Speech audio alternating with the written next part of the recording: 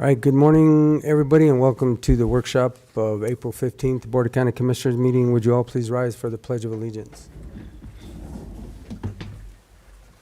I pledge allegiance to the flag of the United States of America and to the republic for which it stands, one nation, under God, indivisible, with liberty and justice for all.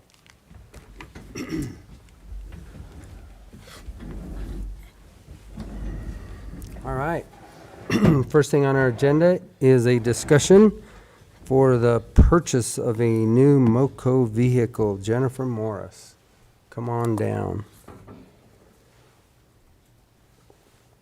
Good morning. Good morning.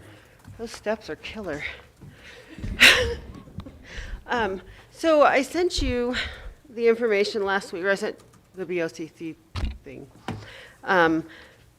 So I talked to Shane, or I emailed Shane, and he said he put his feelers out to a few people, but we haven't heard anything back, or I haven't heard anything back. And then I did ask for another quote from another company, and they just never got back to me. I mean, I talked to them, I told them what I needed, and then they never sent me anything back. This one that we're looking at is the people that give us or do our vans for CDOT. So it's going to have the same specs, the same basically everything, and it's going to include the wrap. I have pictures of the wrap, but they're not in color. I thought I got them in color, but I think I've sent them to you in color before, because we did it on the new van. So I can send that to you if you guys want to, or you can look at kind of the gist of it. So is this the same wrap that we were talking about like over a year ago? Yes. Okay.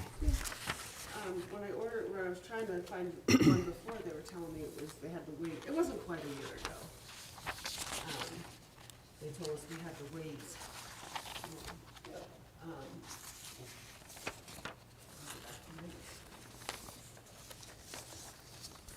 We were kind of in between the 2023s and the 2024s. So Davy Coach has 3 of these right now on the ground, ready to go. They're all-wheel drive. It's got all the specs, the same specs, like I said, that the one that we're getting from CDOT has. It's just this one isn't considered ADA because we're not putting wheelchairs in it. And the reason for that is because a lot of times we take the seniors on trips and they don't need wheelchairs, and this is a 14-passenger van versus what we can fit like 5 or I think 10 at the most. So so the price he gave us is basically is the same on all 3, and that does include the wrap. So I just need your approval to have him deliver it and cut him a check out of our bus fund. And he said this is on the ground right now. Yep, there's 3 of them on the ground right now. And we have that money allocated anyway, right? This is all part of that. Bus fund, yeah. Yeah, which has been. I've noticed things are becoming more and more available lately. Yeah, and we should be getting our bus from CDOT too in the next, hopefully, month or so. Yeah. They're finally getting that one done, so that'll be $20,000 out of the bus fund for that, because that's just the 80/20. So. Yeah. Okay. I don't see a problem. I don't either. I know the money is there, so that's typically the first and foremost question that we have. So, and it's on the ground. Yeah, I know. I was surprised he had 3 the exact same ones. I know. I'm in shock myself. I'm okay with it. Obviously, we can't make a decision today, but. Right. So yeah. Do you want me to come tomorrow or? I don't think you need to come tomorrow. Okay. All right. We'll have it. That's the whole reason for the presentation today, so you don't have to waste your time on. Yeah. Right, Tuesdays. and he was actually holding one for me till tomorrow, just, to make sure that we have one if you guys decided we were going to get it. So I'll watch for that tomorrow and give him a call. All right. All right. Sounds good. Thank you. All right. Thank you, Jennifer. Thanks, Jennifer. Okay. Miss Emily, what do you have for us today? A great MOU? Yeah.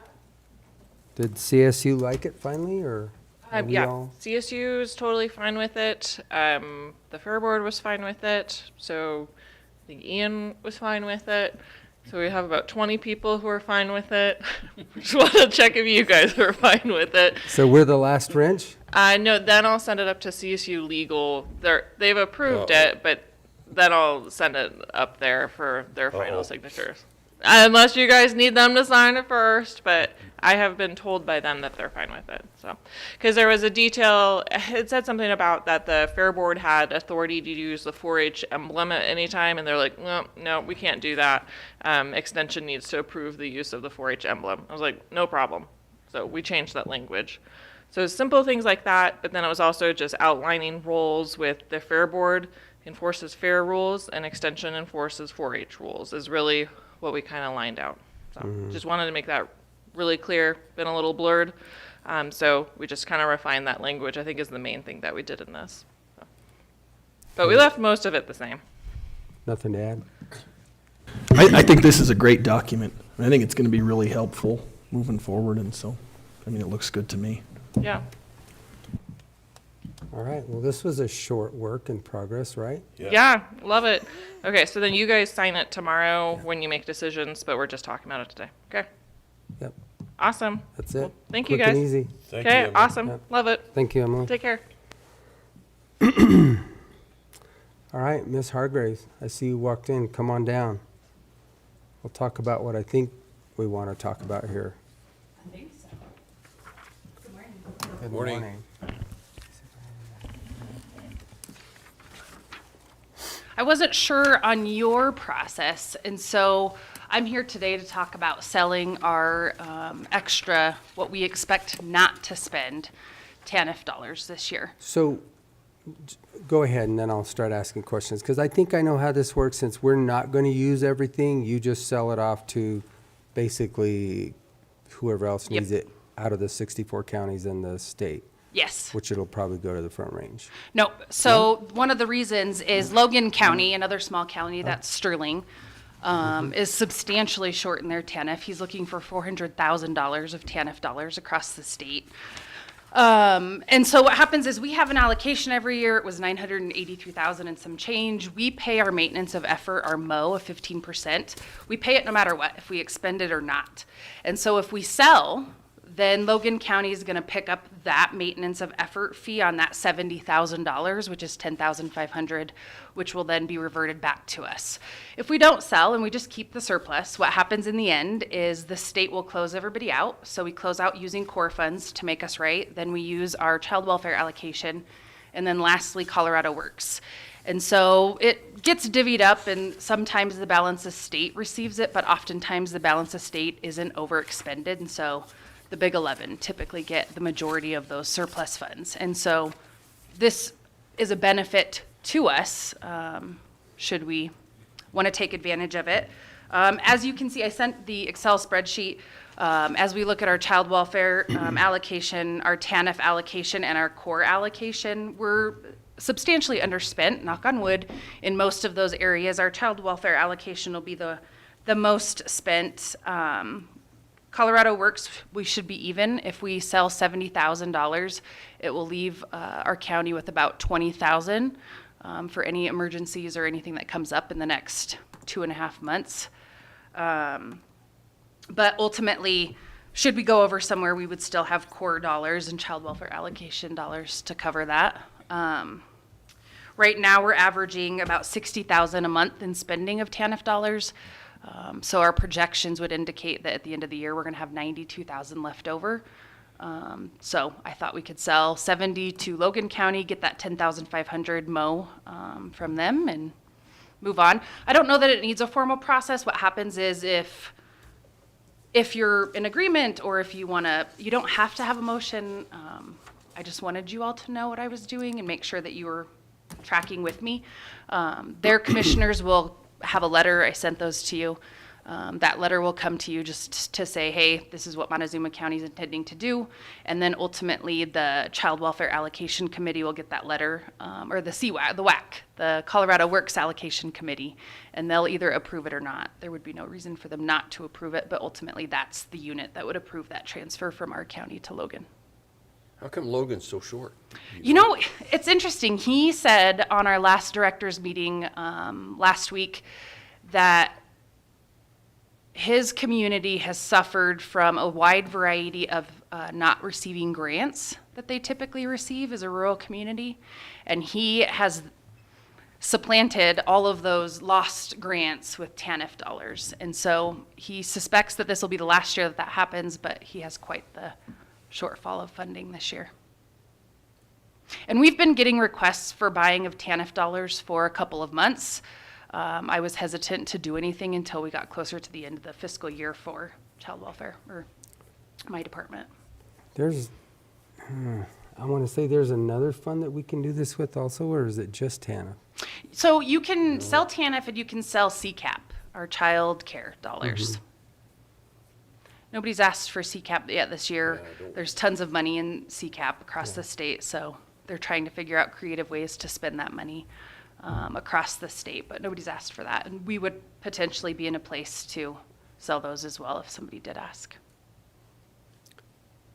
I don't have any issue with that. I don't either. Kind of helps another small county. Actually, Sterling's probably about the same size we are, aren't Yeah, they? yeah, it is. It's very, Real very close. similar sized. Logan County. And one of the other things I would add is that we are allowed to carry 40% of our Colorado Works in surplus, right? So we have this reserve of TANF dollars. We're maxed out, so I can't save the money and then that go to reserves. We'd lose it somewhere else, ultimately. We have 403,000 in our reserves for TANF, so it's capped. Okay. Okay, any other questions? I will get with you after this meeting on the stuff that we were discussing up there on the CWAC, Okay, on these three options, and just kind of go over them with you. great.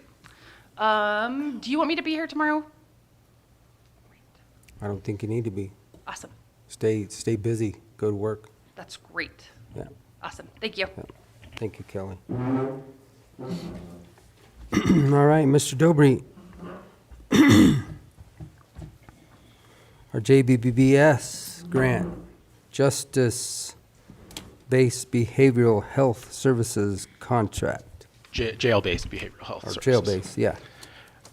This contract, or this grant contract, you approved the grant, the commissioners approved the grant on February 27th of this year. The original request was for $314,000 and change. The actual funding that we will be getting is almost $221,000, $228,664. The reductions in the budget were on the access side, so the clinician, case manager, and then the indirect costs went down proportionally. The contract for your signature, Commissioner Candelaria, should be coming to your email for DocuSign sometime in the next few days. Okay. Yeah. And if So- you had any other questions, I'm happy to answer. So we already approved that. Ian, do we need to approve that tomorrow too, or it's already been approved? So we approved the grant application. This is the actual contract. Yeah, this is the actual you do need contract for to, you your do So need this to will be approve on this. tomorrow anyway. Absolutely. Okay. Yep. Yeah. So when it gets here, I can Exactly. sign it. Yeah, and don't sign it until after we get a motion. No, yeah, Okay. obviously.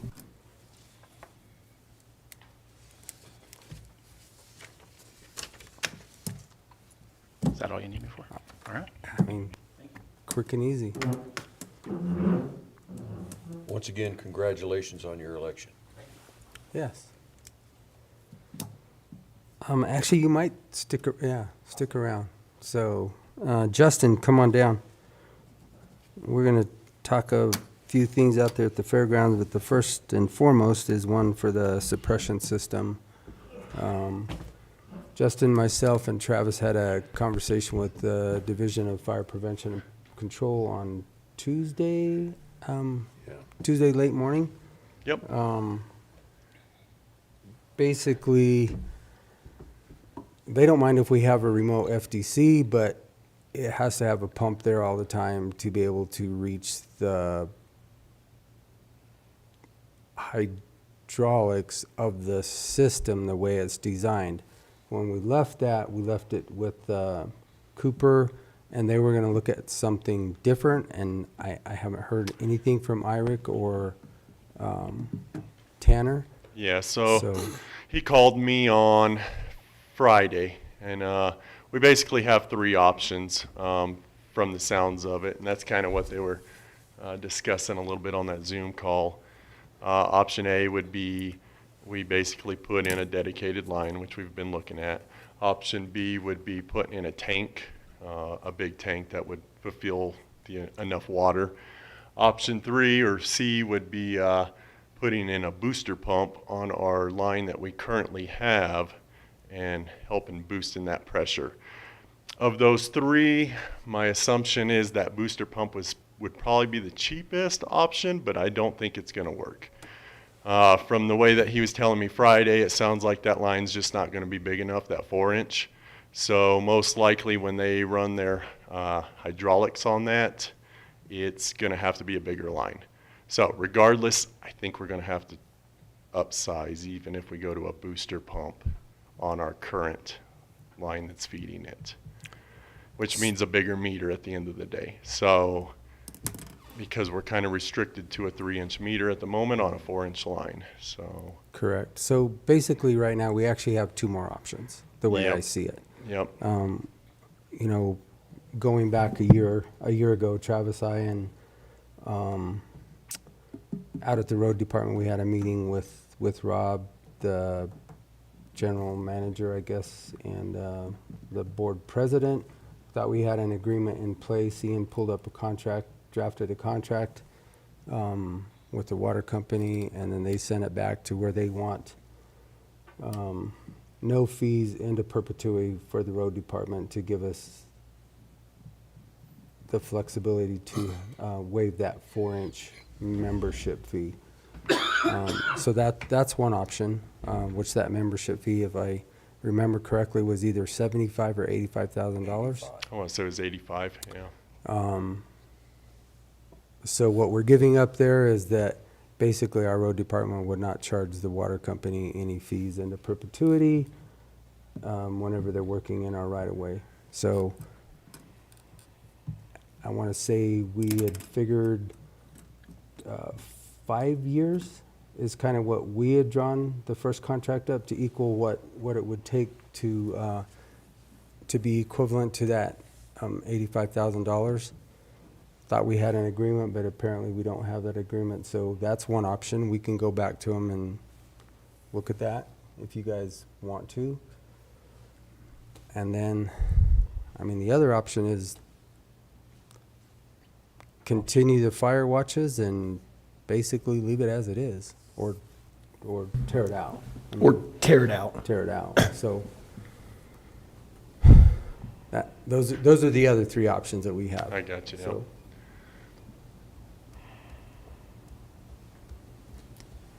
I mean, and we're doing the fire watches right now anyway, correct? Yeah. At all of the shows. Anytime that we have a big show in there, they always have somebody that's staying there on the premises. And that's a 24-hour yeah. fire watch. Yep, basically.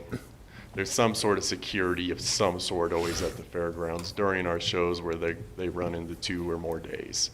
Anything that's a 1 day, basically it's a day and then it's over. So anything that's kind of 2-3 days, we already have stuff in place, with those events that they have to have somebody there. So now my next question is going to be to you, Mr. Dobry, so you may want to come on back over here. Because we've also had the conversation of, I know that we've already submitted the grant submission form for the, basically a backup EOC out at the fairgrounds, which would then take that remodel of the upstairs area out there. Yes. Is there anything within that grant, or is that mostly just electronics? I know some of it was electronics and some of it was for the construction of what we were doing out there, but is there any other There wasn't way to any add? there wasn't any plumbing in that grant. It was flooring, redoing walls, electrical, and then additional electronics. So those really are our other three options. So And the one thing I wanted to clarify with that too is that the timeline on that is we'll probably hear something on that definitively maybe this time next year, and then we probably, if we were to get that, we probably wouldn't even have that for, I mean, maybe next summer, somewhere in there. So it's a pretty long time horizon on that one. You know, I've thought a lot about this, and, I mean, obviously, there's always risk involved whenever you're dealing with any sort of situation. I mean, just having the fairgrounds building there is a risk. Fire suppression system, no fire suppression system. And so often in these sorts of situations, what you have to do is you have to limit your risk. And, you know, would a functional fire suppression system limit risk? Mm-hmm. Absolutely. There are other ways to limit risk. You can put signage. You can make sure that you're not going to have flammable materials in the building in areas that are likely to burn. You can do the fire watch. There are fairgrounds facilities all around the state that are similar to ours that don't have full fire suppression systems. And so, I mean, really what it comes down to is, you know, yeah, in a perfect world, you have the highest class fire suppression system that's made, and it's fully functional and fully fed, and there you go. But if you don't have that luxury, you don't have the money in the budget to do that, then you have to look at other ways to minimize risk. And there certainly are a lot of things we can do to minimize risk and minimize potential liability. So, going way back in the conversation, Justin, and you were there, I'm not sure Commissioner Copenhaver was here for that, but we can still adequately supply the east end if it were left as it is now. What the big hiccup is the arena, correct? Because it's so much bigger. So with what we were going to do with that FDC connection was just the east side. So we can't even get enough flow at the moment just to do that east side, because that was kind of our plan, to get rid of the arena and just suppress that east side of that building. And with those hydraulic calculations, it was just on that east side doing that FDC. So Just to clarify, for somebody that's listening, we're not going to get rid of the arena. It's just a fire suppression. Correct. No, just a system. Just fire the suppression, system that's all we're above talking the about. arena. Yes, Fire correct. suppression system. So, I mean, the other piece of it is, even if you have a fully functional fire suppression system, I mean, you still could have a fire and you still could have absolutely. liability. So, you know, there's not a perfect fix no matter what you do here. I mean, we don't store anything flammable in there anyway, do we?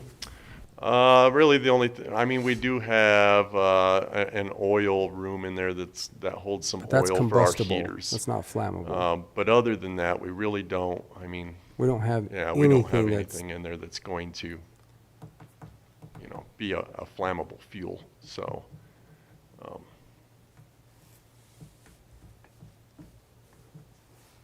right, gentlemen, we've beat this thing up now for ever. 3 years and 4 months. Yeah. What plus a year or two. conversation? Yeah, plus a year or two. I just say we unhook, disassemble the part over the arena. That's what I our mean, biggest exposure is in those meeting rooms, in that kitchen and upstairs. well, the kitchen is pretty well And it's got pretty its well own isolated suppression because system. of its own suppression system over the Yeah, over the grill. there's a suppression system on the hood Yeah. of the commissary. So that kind of takes care of the range. And our only concern is, if that thing goes off, is getting people out of there. Yeah. And there's enough exits. I mean, Yeah. and those are all posted. So Here's the other thing That too. that whole thing is, you're not shutting people down to a little narrow doorway. No. Those big doors can be opened up, people can get out of there, that's, You bet. I mean, that's We can not a- open up a 12. What are those? 12-foot doors? 14-foot doors? yeah, the big roll-ups. Yeah, I mean, you can 16s, open Yeah. I like mean, 12-footers, right? 12-foot wide. Yeah. That's a big door. Yeah, I mean, there's like 4 of those, and all the crash bar exit doors. So I mean, you can get out very easily. I'm And here again, I know how they have to design a system to where it's 100% involvement. Well, most of the time, a fire is going to be maintained within 2 to 3 heads, I believe. Right. So it's very, the odds would be extremely high against it, specifically if we don't have flammable fluids in there. And we don't maintain a lot of combustibles in there except for during a show. Yeah. And if we maintain the fire watch during the shows, And our- that's when a lot of combustible material would be in there and some flammable. And our biggest exposure's this weekend. Yes, correct. As far as material, yes. Right. Yeah, But, no, but that's- there's at least 2 people inside that building at all Exactly. time this Yeah. weekend. So, yeah, we don't have no issue there. The only other thing is we've got a lot of curtains, drapes, stuff like that during some of the other shows, that could easily catch if something was to, but Correct, but again, there's security and stuff on the premises, so. Are we posted no flammables, no smoking, no fireworks, no anything like that in our buildings? No, it's not posted in the buildings, We probably should do that. Post away. Yeah. Post exit No. signs, post. the exits are all the posted. exits are all posted. Post, But- I mean, the more you can post, the better. Yeah. Okay. Yeah. What do you think, Commissioner? I think that thing's been there for how many years? Since mid-'80s, And I right? mean, Early- basically, yeah. we've had the Early firewatch, 80s, we've yeah. done this different, we've never had any issues with it, and it's, I just think we better off doing the posting, make sure that fire extinguishers are available, Yeah. And There They are. close, Inspected. several places around in there, and There's several fire extinguishers inside that building. And then, I'm not talking DC, I think what you said was get rid of the stuff over the arena. Yeah, Because I don't think we want to falsely advertise that we have a suppression No, system over uh-uh. an arena. it's visible in there. Yeah, so we need to get rid of it, So correct? Yes. currently, Because- I mean, ideally, yeah, it's another thing. If you get rid of it, then, I mean, there's less argument that, hey, it was up there and people saw it. But then at the same time, I mean, you get a creative lawsuit, a creative attorney, and they're going to say, well, back in 2024, the county got rid of their fire suppression. You know what I mean? So it can cut all different ways. Again, I mean, I think you look at cost to remove it, and, you know, I mean, it's all kind of cost benefit. And, Right. you know, the reality is if you have a significant fire event in there and for some reason, you know, a bunch of people are hurt or killed, I mean, you're going to have some issues. And so just by having the building and having events in the building, yeah, you're, no, I- I mean, you're opening yourself up. I think mean, that's we- the reality I of think it. we all you know, understand so. that, any building. I mean, I don't know that pulling it out in and of itself is going to do a whole lot for you. I mean, because, I mean, on one side, it's like, well, it's not up there, so nobody's expecting it to be up there. You know, on the flip side, you pulled it out. So, you know. It's DC'd right now, right? correct. The Yes, it is red arena. tagged, yes. And the arena is not even hooked up to. Yeah, so the only thing that's functioning is just the east Yeah, side. the only thing that could function is the east side, and it's actually tagged, so. So just the, kind of what really any fire load would be right now is in the east side. And there's really not, on a day-to-day basis, there's not much of a fire load in there. Except for maybe your storage rooms and, And the kitchen, you know, because the kitchen gets used quite a bit, but, yeah, but it's got its own hood system and It that's where does. your fire is gonna start you know. typically first.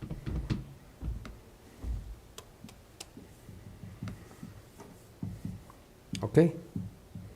Well, I guess we're gonna make a final decision tomorrow, and I think it's time to put this thing to absolute bed, but Yeah. being held hostage, I don't think is the right thing either. Okay. All right. Okay, Thank you, guys. thinking.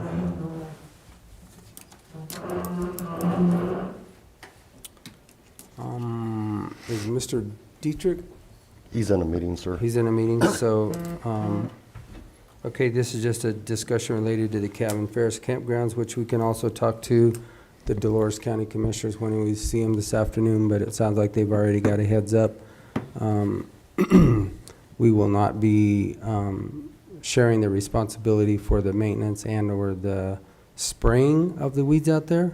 Anything else you want to add to that, Travis? No, it just comes down to a resource aspect and reducing costs, and Okay, 60 days notice is what we have to give, so. Yeah. question? No, I don't have any. Okay. Dang. All right. Oh, Larry gets used so little. Oh, yeah. Well, when we had a meeting down there last year? Last June, Last June.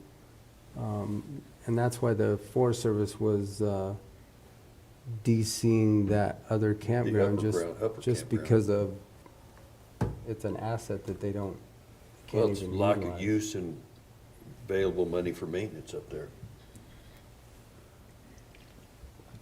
Reduction of assets. Yeah. Okay. All right. Anything else, gentlemen? That's all we have on our agenda.